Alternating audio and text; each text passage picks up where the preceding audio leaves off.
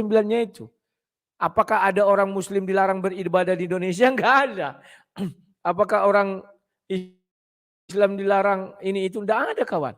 Tapi di depan mata dia besar-besar, buka matamu Pak. Gereja dirobohkan, apa enggak ada yang ngirim sama Bapak video itu? Biar ku kirim.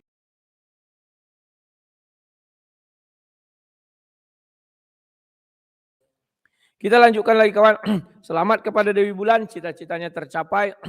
Bahwa dia sudah masuk TV nasional di Indonesia. Dan dia sudah makin terkenal. Ya saya saja belum bisa masuk TV. Luga Tambunan juga ada pernah masuk TV ya. Dan yang lain-lain. Ya sangat kita hormati dan hargai perjuangan mereka untuk menjadi artis di televisi ya, atau berita di televisi. Kalau menjadi artis sulit, kawan, harus bertarung dengan orang-orang cantik, orang-orang ganteng, orang-orang jelek, ya kan? Itu enggak ada dua bukan. Yang tenar itu orang ganteng, cantik, dan orang jelek sekalian, kawan. Enggak ada yang tengah-tengah, itu enggak ada, enggak mau orang, ya. Oke, Dewi Bulan selamat dan nikmatilah hasil upayamu. Ini sekarang dia di kemarin ya, jam 19 atau jam 7 masuk TV One. Kalau kalian buat channel TV One, buka saja di situ, ambil video, makanya nampak wanita berhijab makan babi baca Al-Fatihah. MUI itu sebuah penyimpangan. Kita dengarkan dulu. Ya, karena semakin banyak pemirsa konten-konten yang memperlihatkan memakan daging babi yang jelas-jelas dilarang di Islam. Pemirsa, saya Ketum MUI, Bapak Anwar Abbas. Selamat malam. Assalamualaikum warahmatullahi wabarakatuh. Waalaikumsalam warahmatullahi wabarakatuh. Selamat malam. Ya, Pak, ini kan kita belum tahu mengenai identitas dari yang memvideokan. Kita juga tidak tahu agama itu makan daging babi diucapkan bismillah sebelumnya. Dalam Islam ini seperti apa? Menjadi halal kah atau bagaimana ini? Ya, dalam Islam itu sesuatu yang dihalalkan oleh Allah tidak boleh kita haramkan. Dan sesuatu yang diharamkan oleh Allah tidak boleh kita halalkan. Nah, ibu tadi itu menghalalkan yang haram. Jadi ya tindakan dia dan perbuatan dia, ya kalau dia beragama Islam ya jelas-jelas itu sebuah penafsiran dan penyimpangan ya. Dan kalau seandainya dia itu tidak beragama Islam, ya berarti dia telah memprovokasi umat Islam ya. Mungkin mengejek, meledek orang Islam gitu kan. Jadi menurut saya ini tindakan yang bersangkutan sangat berbahaya ya. Karena akan bisa mengganggu keamanan dan ketertiban serta kerukunan hidup beragama dan antarumat beragama di Indonesia, saya. Karena kata-kata yang bersangkutan menurut saya ya terus terang ya banyak sekali yang mengirimin saya video tersebut ya, intinya ya merasa ya dihina, ya dilecehkan oleh yang bersangkutan. Jadi agama Islam dilecehkan oleh yang bersangkutan, dan juga ada kesan ya bahwa yang bersangkutan juga merendahkan ya orang Islam, seperti itu kesannya. Jadi menurut saya ini adalah sebuah tindakan yang tak terpuji ya. Dan kalau seandainya kita hubungkan dengan konstitusi kita, pasal 29 ayat 2 itu dinyatakan negara menjamin kemerdekaan setiap penduduk untuk memeluk agamanya dan beribadah sesuai dengan agama serta kepercayaannya itu. Lalu kenapa kok yang bersangkutan mengacak-acak ajaran agama Islam gitu? Berarti yang bersangkutan telah melanggar konstitusi. Timbul pertanyaan pada diri saya, kalau ada orang melanggar konstitusi, ya apa yang harus dilakukan? Ya, saya rasa kita semua sudah tahu lah apa yang harus dilakukan ya. Pak Kiai, Lina Mukerja sudah mendapat ganjaran hukum dengan perbuatan karena penistaan agama. Untuk wanita yang viral di video ini, ya, kawan-kawan, perhatikan kalian dengan baik-baik, kawan. Aku heran melihat orang ini, selalu merasa terzolimi. Kalau terzolimi pasti bilang pasal 29. menjamin kebebasan beragama dan memeluk agama. Sementara gereja dirobohkan, gereja dibongkar, tidak ada orang ini melarang umatnya, jangan kalian robohkan gereja itu, jangan kalian hancurkan, tidak ada kawan. Kadang saya geli, merasa dia terzolimi, lantas digunakannya undang-undang. Siapa yang melarang dia beragama? Siapa yang melarang dia beribadah? Enggak ada kawan. Tapi kalau gereja dirobohkan, harusnya MUI sebagai wadah bisa menasihati, bisa mengingatkan kawan-kawan seiman dia. Halo kawan-kawan seiman, halo saudara-saudara seiman. Jangan hancurkan gereja orang. Karena di dalam Al-Quran surah 22 ayat 40 Allah SWT saja nggak mau merobohkan. Kenapa kita melebihi Allah SWT? Ada nggak pernyataan MUI seperti itu? Nggak ada. Sekarang ada orang memakan babi dan di live-kan. Dia merasa apa? Terzolimi, langsung menggunakan undang-undang pasal 29 itu, undang-undang dasar. Aduh, sudah kawan. Sekarang ada enggak di Indonesia nih? Ya, merobohkan gereja itu kan melarang orang itu yang nyata-nyata melarang orang beribadah.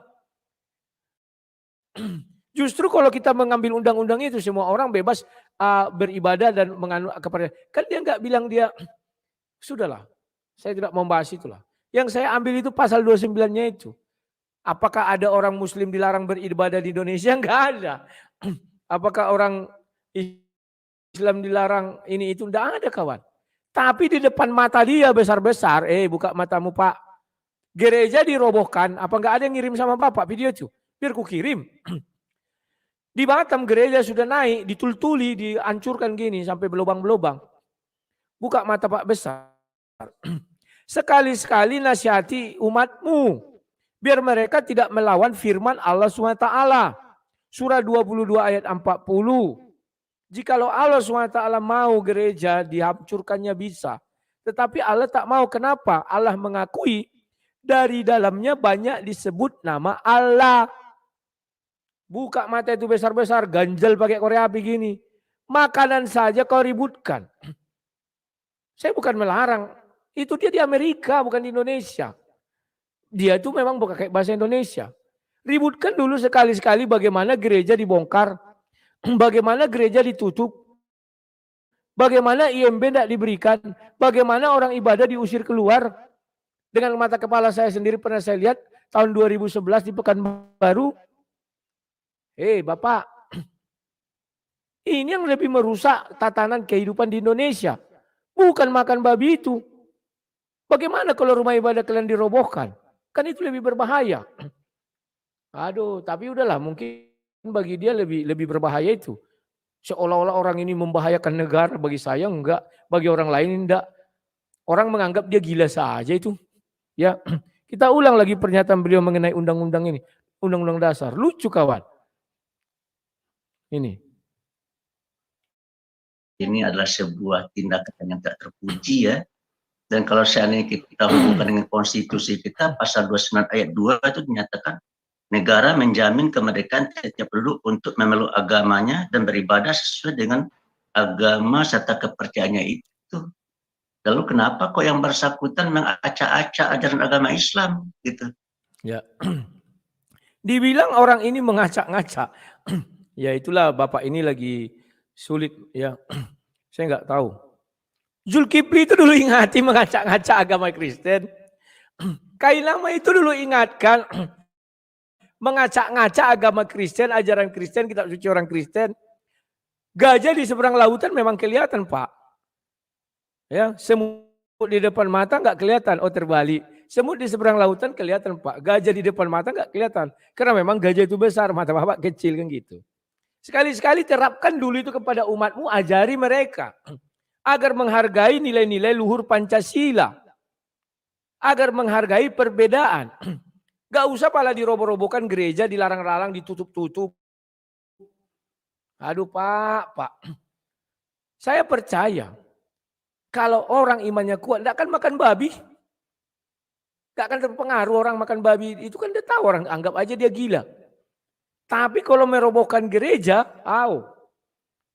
memang gila juga orang itu, tapi kenapa atas nama agama? Kan ini yang berbahaya Pak. Banyak videonya ditonton generasi kita nanti sampai tua. Aduh, sekarang merasa terzolimi Bapak ini gunakan undang-undang. Dari suaranya dia kayaknya memelas. Dan selalu mengatakan ini akan merusak kerukunan. Tidak ada merusak itu Pak. Yang merusak itu justru kalau gereja dirobohkan. Gereja dilarang, dipasang speaker toa kuat-kuat di depan orang ibadah. Tapi lihat orang Kristen santai-santai saja. Itu tergantung orangnya Pak. Tergantung ajaran agamanya. Kalau ajaran agama itu kasih ke orang Kristen, kami mau di bagaimanapun santai. Mau dibilang kafir lah, laknatullah, entah apa, kami santai. Gereja ditutup lah, gereja dirobohkan lah, diusir dari gereja lah, gereja digembok lah.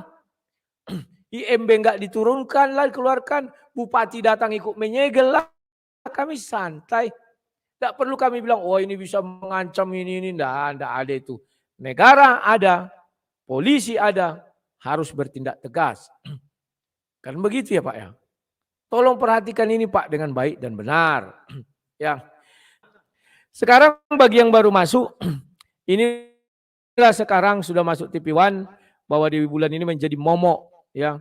Momok di Indonesia. Kita dengar lagi ulasan Bapak ini dari awal. Kasihan kawan, wajahnya memelas, bahkan disebut-sebut ini nama, kalau nggak salah nama beliau disebut-sebut Dewi Bulan ya, bahkan dibilang mana MUI, laporkan saya, katanya ditantang-tantangi. Saya ingat ya, disclaimer, saya tidak setuju dengan Dewi Bulan. Ya, saya yang membongkar kasus dia nih ya, akhirnya banyak orang tahu dan mulai ditanggapi. Ya, begitu juga Sunnah Rasul. Karena saya nggak setuju, betul. Kalau dibilang merusak tatanan hidup beragama, saya pikir enggak. Tapi kalau dibilang provokasi, betul memprovokasi umat Islam. Betul. Ya, tidak mungkinlah gara-gara seorang Dewi Bulan yang di Amerika kita jadi hilang ingatan, kita jadi brutal. Enggak mungkin, saya enggak percaya. Bapak ini kadang terlalu melebih-lebihkan bahasa. Ya paling disuruh nanti orang buat kerusuhan, kan gitu. Ujung-ujungnya. Lihat ini ya. Assalamualaikum warahmatullahi wabarakatuh. Selamat malam. Mereka tidak pernah memberi ketenangan, kenyamanan. Coba orang Kristen, gereja dirobohkan. Ya. Orang dilarang gereja. Apa kata pendeta? Enggak ada seperti itu. Nanti umat marah menjawab, enggak ada. Sejuk kawan. Ya biarlah Tuhan Yesus yang membalaskan semuanya. Kami percaya Tuhan Yesus akan mengapakan kami. Paling nangis, tolonglah Pak, izinkan kami ibadah katanya. Kayak yang di Medan itu kan, opung-opung sampai bersujud. Minta ampuni kami, izinkan kami beribadah. Kenapa Bapak ini tidak ada mengeluarkan pernyataan mengenai itu? Hah? Loh, yang dia mohonkan izin kan umat Islam. Mereka ini kan representasinya dari umat Islam. Kenapa mereka tidak mengatakan, saudara-saudaraku sebangsa dan setanah air, kalau bisa janganlah kalian lakukan hal itu. Mereka juga orang Indonesia, sama dengan kita.